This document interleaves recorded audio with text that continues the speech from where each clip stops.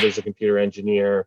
Just the people that I would talk to, and I would watch the things that they could build, and it almost seemed like magic or like they were wizards or something.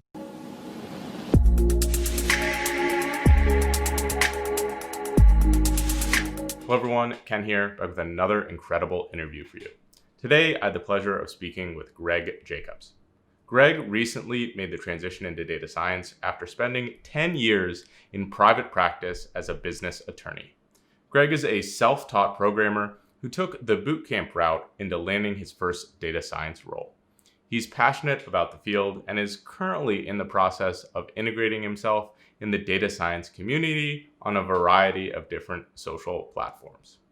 I've linked his stuff in the description below. Greg was an early subscriber to my channel, so it's awesome to be able to have him on the show. It's really cool when we can bring people in who have been part of the community. In this video, we talk about why he transitioned into data science from law, how he leveraged a bootcamp to get his role, and how there might be more data science opportunities than you think if you're willing to work in different geographical locations.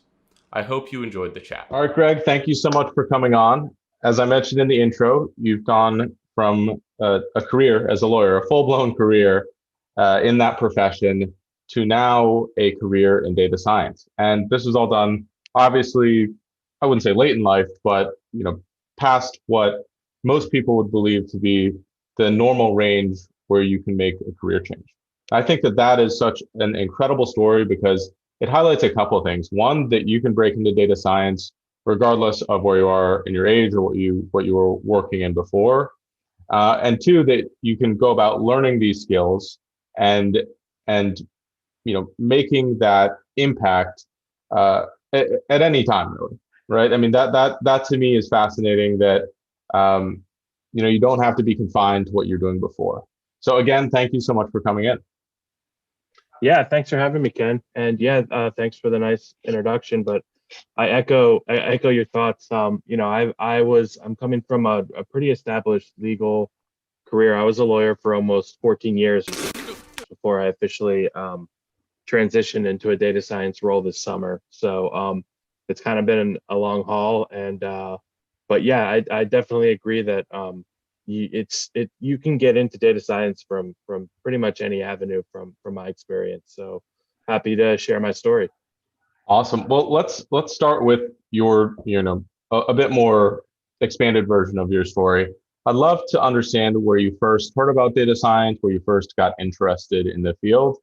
Again, I'm sure you had your head down as a lawyer and you're very focused on that domain. How does the data science bird start chirping at you?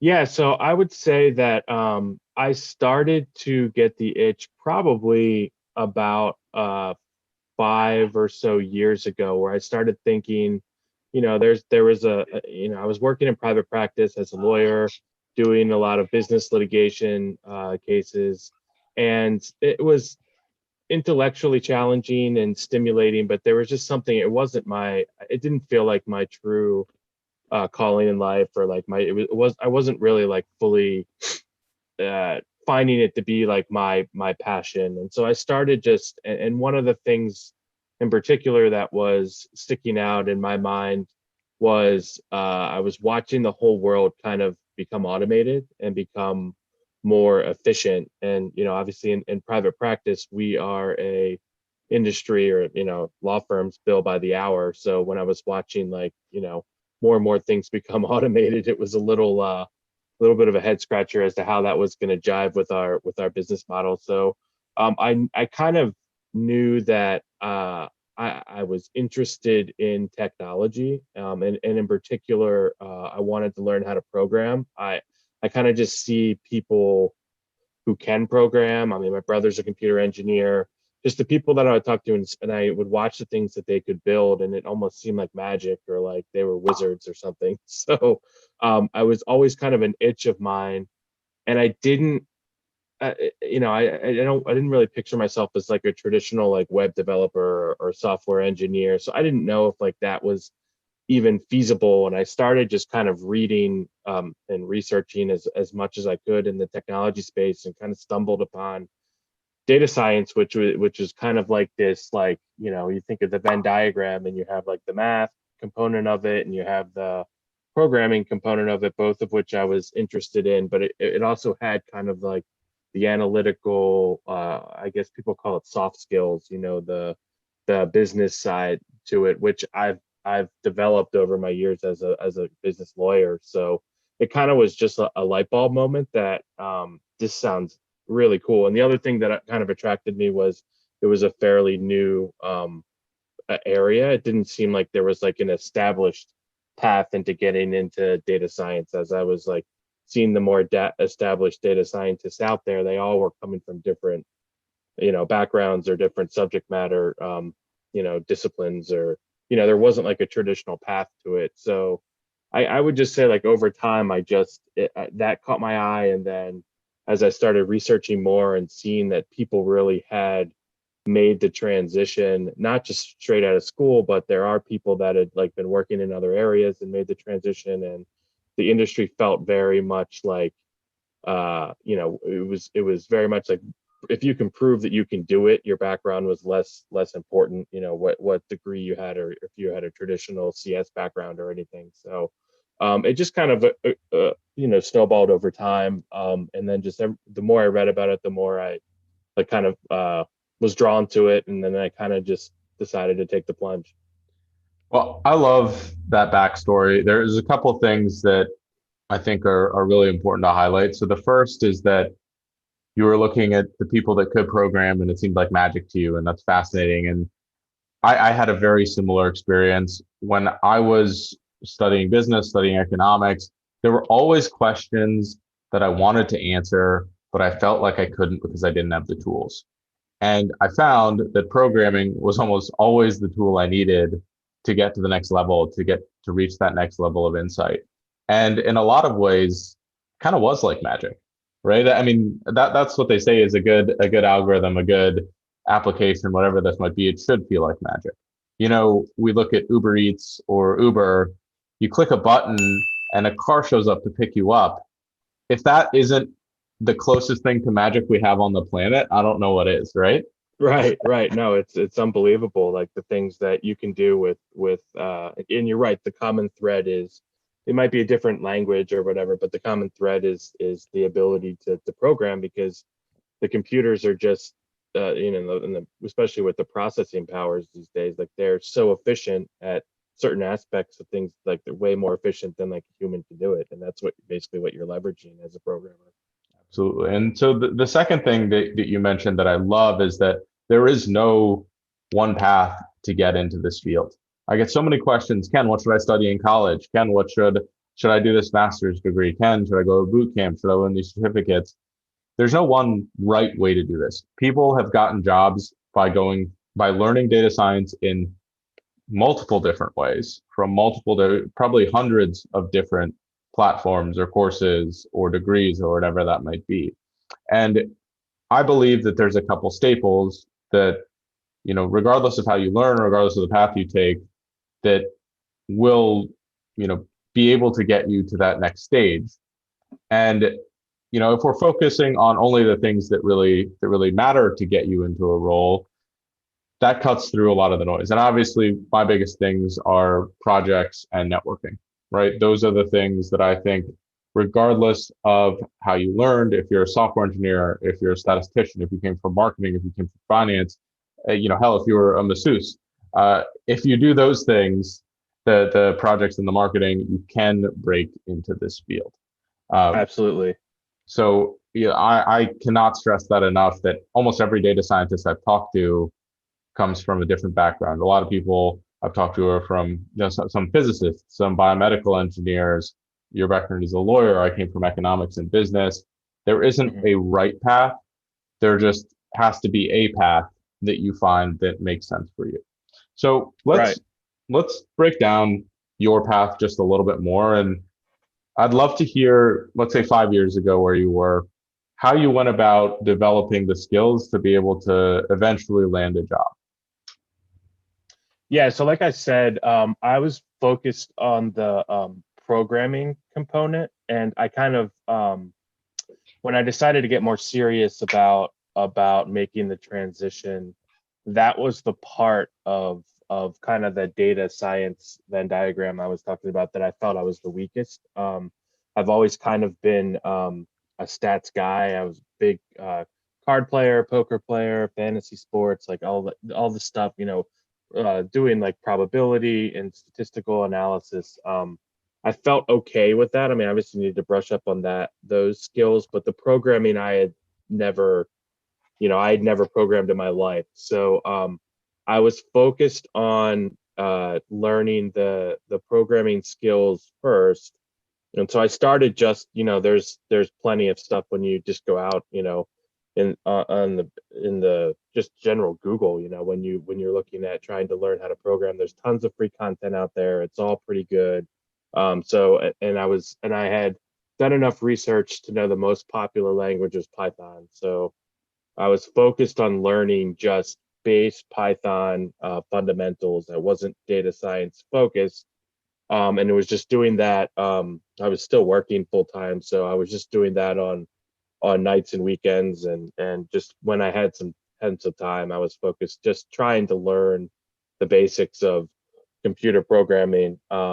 And as I started getting a little more into it, I stumbled across a Udacity nano degree that was focused on teaching you Python with a focus on artificial intelligence, machine learning, data science. So I ended up going that route, but I don't really feel like that was all that important as much as, not that, I mean, it was a great course, but you just need to you can get really distracted on all these different resources. You'll get kind of like overwhelmed with the amount of resources out there. So I think the most important thing is just pick one. They're all pretty good, and just see it through, because that's how you'll really learn. And you got to learn the fundamentals of how to program, and go from there. So that was kind of the first step in my process, was to get the programming component, because that's where I was really, I had never programmed before, until a few years ago. So but yeah, so I think it was kind of a good litmus test for me to see if I would really like it or not, because like programming is hard. Like especially the initial like learning curve for programming is quite steep. So like if you can push your way through that, I think that's a good litmus test to say you would enjoy kind of working in the field, because a lot of data science is trying to figure out, coding how to code something, or you're always going to have that component of your job. So it's good to kind of test to see if you enjoy like that type of problem solving. Well, I love a lot of things about what you just said there. So the first thing, just choosing a resource and sticking with it. I think that that's incredibly good advice. I made a whole video on that concept, is that pretty much all the resources out there are really good, whether you're using Kaggle, whether you're using 365 Data Science, which I have a discount code for below, or whether you're using Udacity, DataCamp, DataQuest, whatever they might be, they're all good resources. What matters is you choose one and you stick with it. It's also okay to experiment with a couple of them if you want, but you have to eventually, within the first little bit, choose one and just go down that road for a little bit. You can 100% supplement it with other resources, and I highly recommend that. But just finding one and sticking with it is one of the biggest things that people refuse to do for some reason. They feel like they're missing out on something by choosing one over another. And if you really think about it, what's preventing you, aside from a couple bucks, from doing one and then doing another one? Learning is Right. additive. It doesn't mean that just because you do one, you cannot take a different class in the future. Which Yeah, and I think really the key to it is to find a platform that you're comfortable with and that kind of jives with your learning style, because people learn in very different ways. Some people are more visual, some people enjoy like physical books. You just have to kind of experiment with what works with you, and then find someone or find a platform that kind of meshes well with your learning style, and then go. So you're right, it's not bad to kind of experiment at first, but you got to have kind of an end goal of that, to say, okay, I'm experimenting because I'm trying to figure out which one's going to work best for me. And you're right. You have to get rid of the anxiety of like, oh, if I pick one, am I missing out from some of these others? But you do have to kind of get committed because you can kind of get paralyzed by just the sheer volume of different options, and then Exactly. you never make a choice. Kind of Well, I think good. like going to Cheesecake Factory. I was gonna say, have you ever gone to their menu and it's like Yeah, 15 pages it's and you a spend book in and like of itself. right, you need like Cliff Notes or something. But yeah, you need to get past that. Like you got to make a choice and just go with it. And like you said, if it's not working, you can always backtrack. It's not, you're not signing, you're not making a huge commitment or anything. You just got to pick one and go and see if it works for you. Well, I like that you said that you should time bound it. So one of the nice things about almost all these courses is I think that most of them do a free trial for 30 days, or they have some a free version of the course. Why not just use those 30 days, try a couple of them, and then at that 30-day mark, you have to make a decision. That way you can make a Mm, really informed one. right. Another thing that I want to highlight in what you said is that you started with some very basic programming, then you kind of worked on this nano degree, and then eventually you went and spent a little bit more money for a boot camp. And I think it's important to note that each of those decisions you made was experimental and it was relatively low risk, right? So the first couple, you said, okay, I might be interested in programming. Why don't I go ahead and experiment with this? I would imagine the first resources used were probably free or very cheap, right? Mhm. After you Pretty much establish, everything, even like the pay sites usually have introductory type courses that you can kind of audit or do for free before you go to their more advanced.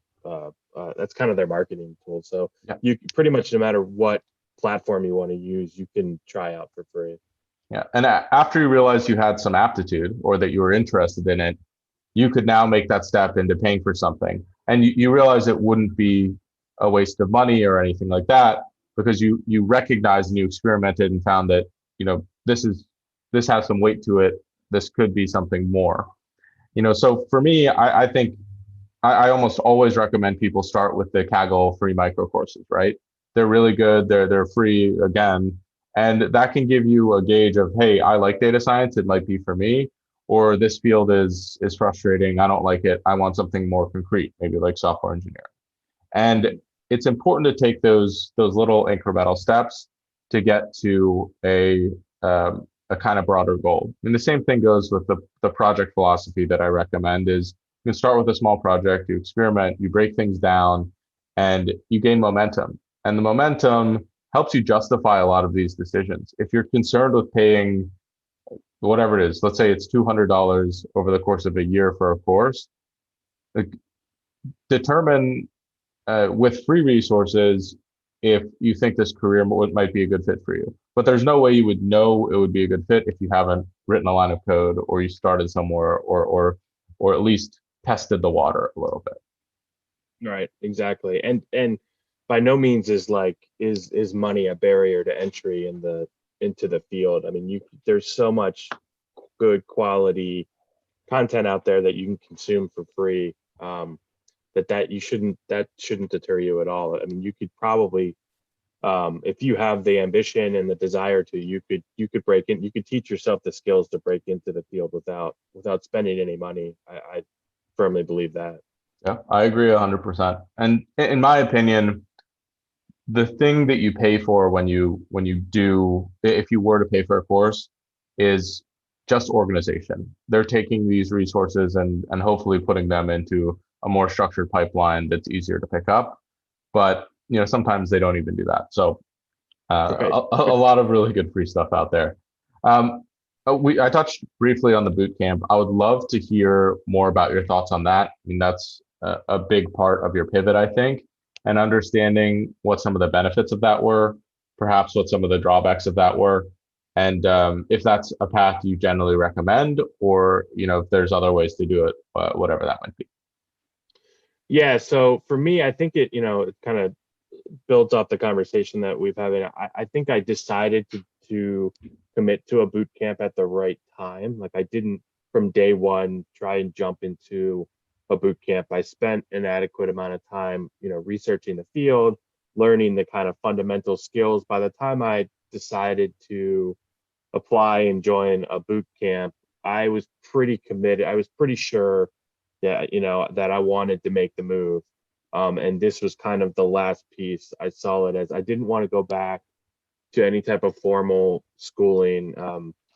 I made it all the way through law school, so I was done with like no more tuition for me. But I felt like it was offering two things that appealed to me. The first thing you touched on is it was like a curator. They were saying this was like vetted by a boot camp, like a company that had successfully helped people in similar situations to myself transition into data science, and they're certifying that like if you do this curriculum, you can do an entry level data science job.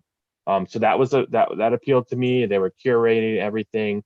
I didn't have to look up what resources to cover for every subject. It was all right there for me. Like I turned on my computer and went into the curriculum, and then I knew just when I did all of this, then I'll be ready to start applying for jobs.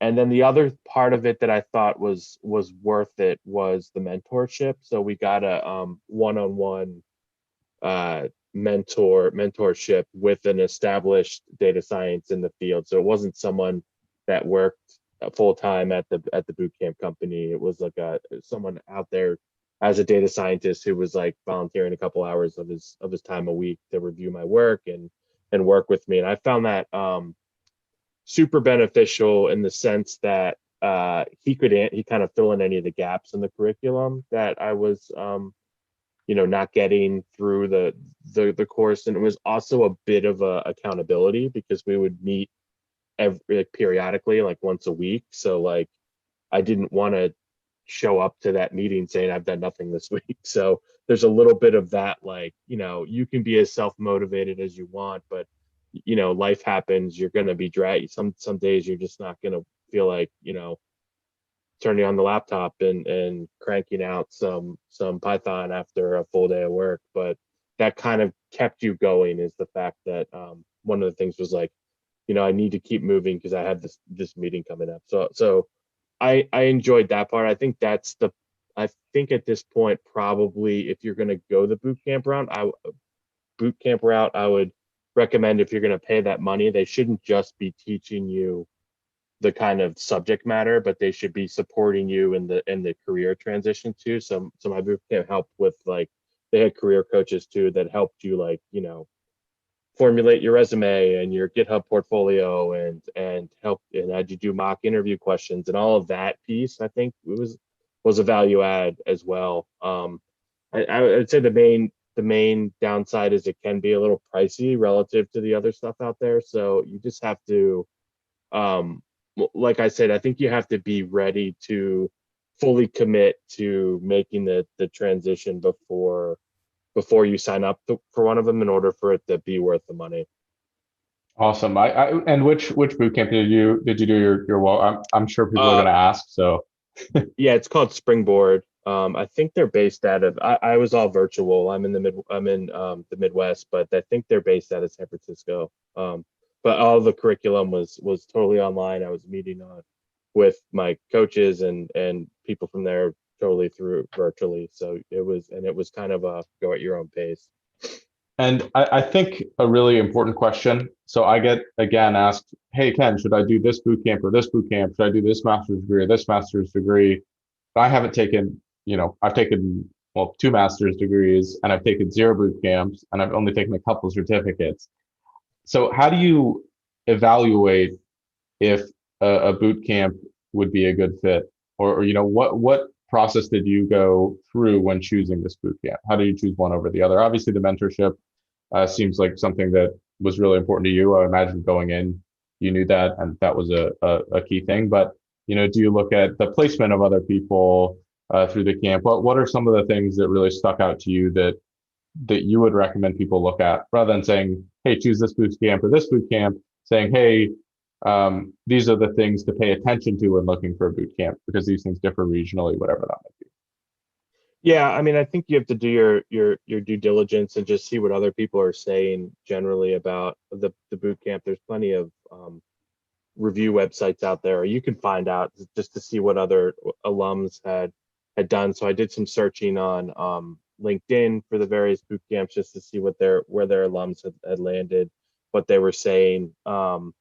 Just just general feedback. But I think I also played around with most of the boot camps. You can at least watch a tutorial as to their technical setup, like how the curriculum is set up and what you would be doing every day. I think you want to be comfortable with that. And then the thing that kind of pushed me towards Springboard was the job guarantee. So they uh, they were guaranteeing that you would find a full-time data science position within 6 months of completing the course, or you would get your tuition or you refund your money. So that kind of appealed to me, and it was like, obviously, like there was some parameters on that, and you have to be applying every week and stuff like that. But that kind of marketing kind of made me felt like they were like kind of invested in you, because they're backing their product to a degree, because they're saying,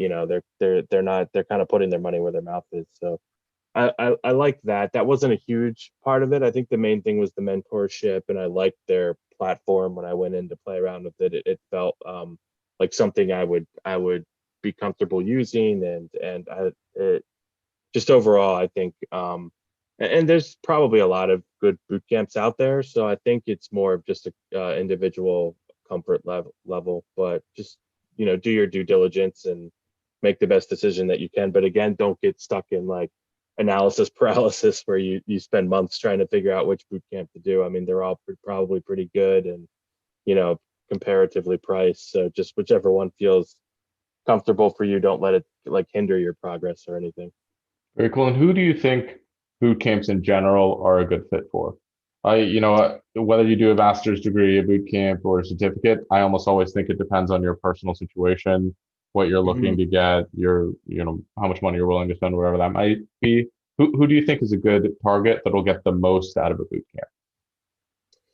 I think it works really well for someone like similar circumstances to myself. I mean, I had an established career in a non-technical field, but I knew I wanted to make this pretty big jump. I wasn't really at a stage in my life where I wanted to go back to school.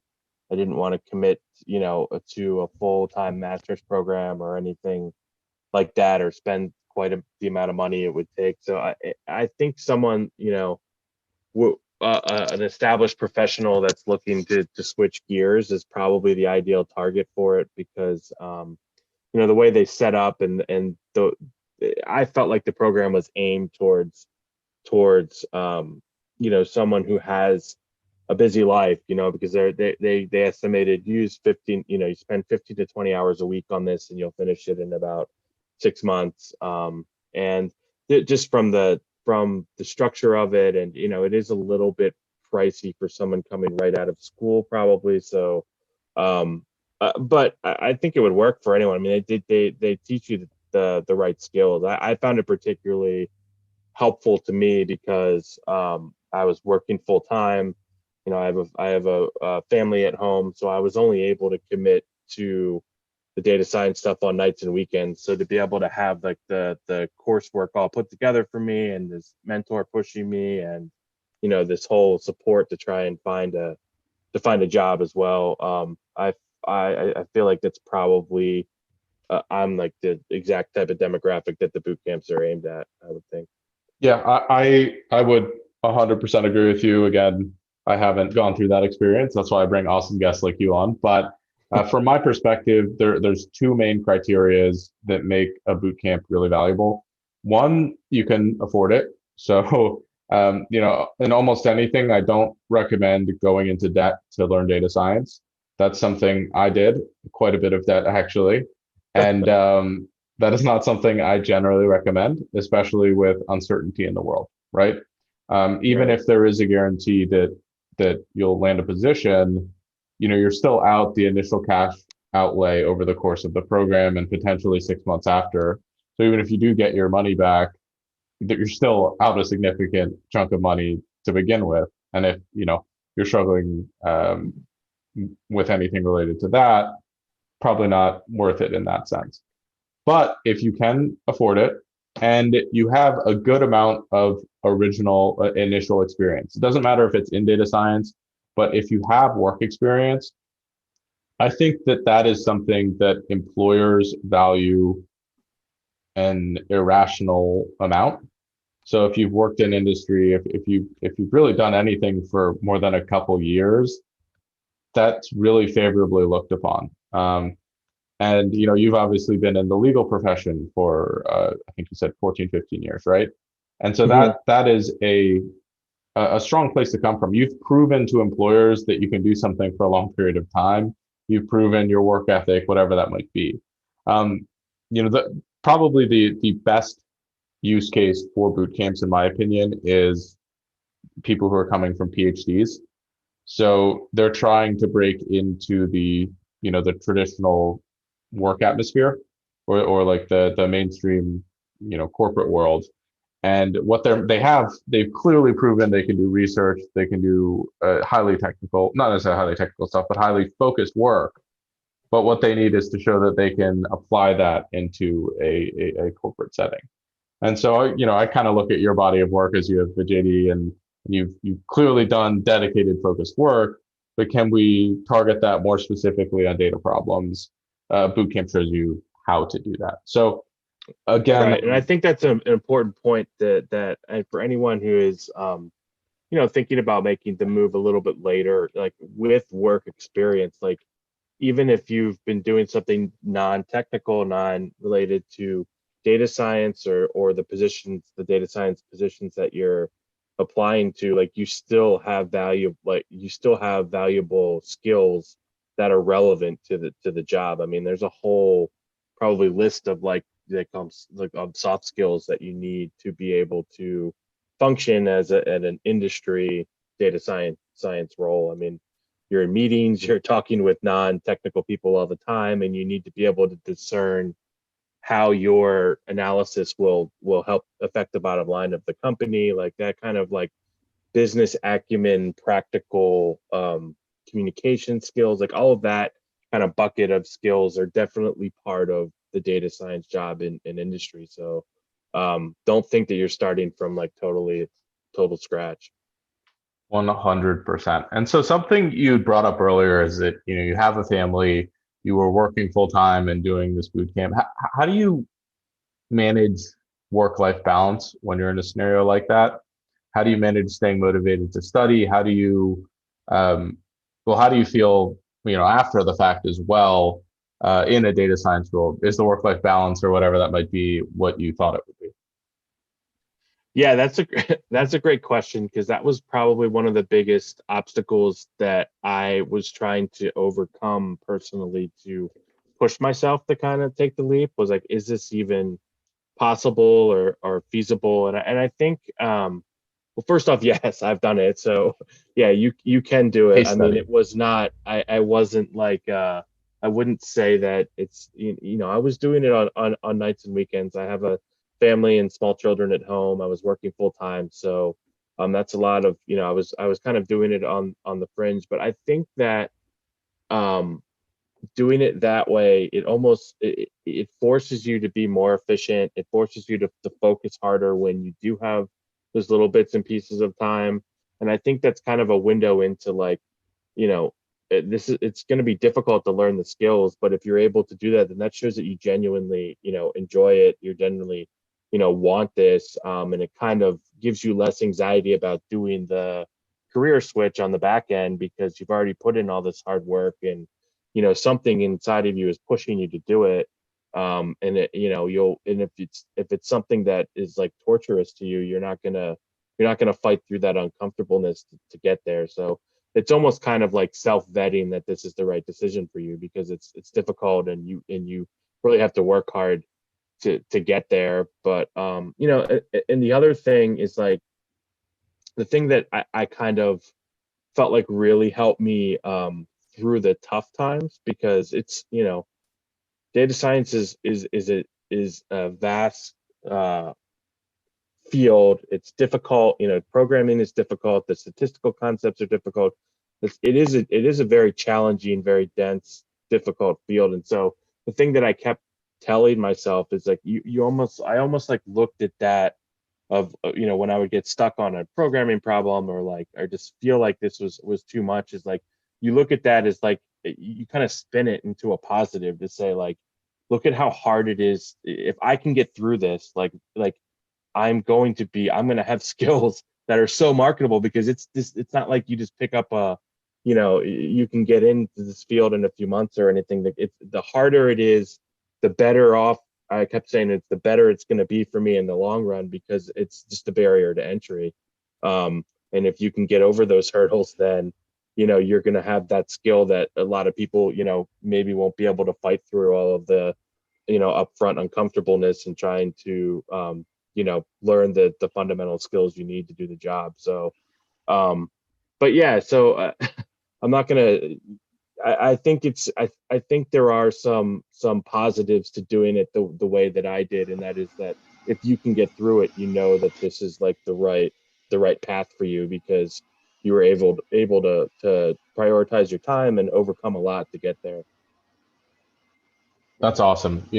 That's something I also faced when I was doing my master's in computer science. Is I thought it was really hard and really frustrating a lot of the time, but I kept saying, if I can get through this without having much background in it, I can do anything, right? And, it's a very empowering feeling to look back, and a lot of the things I look back and I'm like, how did I even do that? Right? And that is such an incredible feeling and a motivating feeling, um, to know that you're tackling really challenging things, and to be able to say you did it, because you'll have that with you for the rest of your life. You made this. For example, let's take your background. You've made this transition. You learned these skills. You were able to land a job. No one can take that away from you, right? And Yeah, that's exactly. and just and I would say like it doesn't, it's not like that those experiences ended now that I have the title data scientist and I'm doing the job. Like it's just I the get beginning. tasked with projects here where I've never done that before. I don't know what that is, but you become so comfortable at like being uncomfortable, if that's kind of cliche. I don't know, but like you that initial like nervousness when you're tasked with something new and you're trying to figure it out, you're not intimidated by that anymore. You're like, I can figure that out. And you can, you're always kind of learning on the job as a data scientist. So it really is kind of a nice test, like to see if you're okay with that type of like discomfort, and that's, does it excite you to learn? Because those are the types of things you're going to be doing on the other side as a professional in the industry. So it's kind of it's a good test to see if you would like the job or not. I think that's, for me, the number one thing that determines if someone will be a good data scientist or not, or good in any job, is if they are interested in challenges, if they like facing things that are perceived as difficult and working through them, and they believe that they can come to these solutions over time, even if they can't necessarily solve them right now. And I've mentioned this a lot. That's just generic growth mindset. But in this profession where you do have to learn all the time, and your knowledge and capabilities today are not going to be sufficient for a year, 2 years down the road, you really have to believe that you can develop, and that's such a valuable thing. So those Absolutely. are those are really all the questions that I had. Are there any kind of parting words of advice that you might have for anyone either breaking into the field, looking at boot camps, whatever that might be? And then the last thing is, how can people get in contact with you? Yeah, so I think we've pretty much covered it in terms of my story and the things that I think are important to break into the field. I mean, I would say the number one thing is just don't get discouraged. I mean, if it's something that you really are interested in, I mean, especially with learning how to program, like um, the number one thing is to show up and just do it every day, because it's the type of thing that you will lose momentum if you're not immersing yourself in whatever programming language you're trying to learn, or any type of aspect of data science. So it's really about being consistent and understanding that this stuff is hard. It's not going to happen overnight, and just being able to persevere. But and look at that as a positive, because you don't want to be in a you don't want to be in a professional field, at least in my opinion, where you kind of learn everything and then you're not challenged and there's no room for growth. Like you don't have any, there's no danger of that in the data science field, mainly because it's evolving every day. There's always something new to learn, or a new algorithm, or just it's such a cutting edge field that you will never be bored, and you will always be learning. So That was a my great, advice would be very, just sorry, that was a when great, very it gets subtle hard, just 66 keep days of going. data plug. Oh yeah, yeah, exactly. I'm on, what am I? I'm on page day like 45 or something. But yeah, that's perfect. That's the perfect concept for learning data science. Is no matter what, just spend a little bit of time on it and you'll be shocked at how far you advance. It won't feel like you're getting anywhere from day to day, but then you'll look back in a couple months and see how far you've come. So yeah, my advice would be just go for it, and understand it's going to be uncomfortable, and push through it. And you know, you can do it, and you can do it over time. So, but if anyone wants to get in touch with me, I mean, I will put my Twitter up. I'm on Twitter and LinkedIn. I've been, so I did the career switch. I'm about 3 months into a full-time data science role. So I can totally relate to anyone trying to get into the field. I think they say like the perfect people to reach out to are people that are like what 0 to 2 years ahead of your career path or something. So I'm right there in the spot where I can relate and I can provide any advice or support or anything. I'm encouraging as many, anyone who has any interest to. I'm happy to collaborate or touch base. So feel free to reach out. Awesome. Well, thank you so much again for coming in. I think this was an awesome interview. People are going to really learn a lot. This is definitely categorically a little bit different than some of the ones I've done in the past, especially focusing on the boot camp and the career transition. So excellent stuff. I really enjoyed the conversation. Yeah, thanks for having me, Ken. And feel free to keep in touch. I'll be continuing on my 66 days of data and watching your channel. So it's in my, I appreciate you having me on.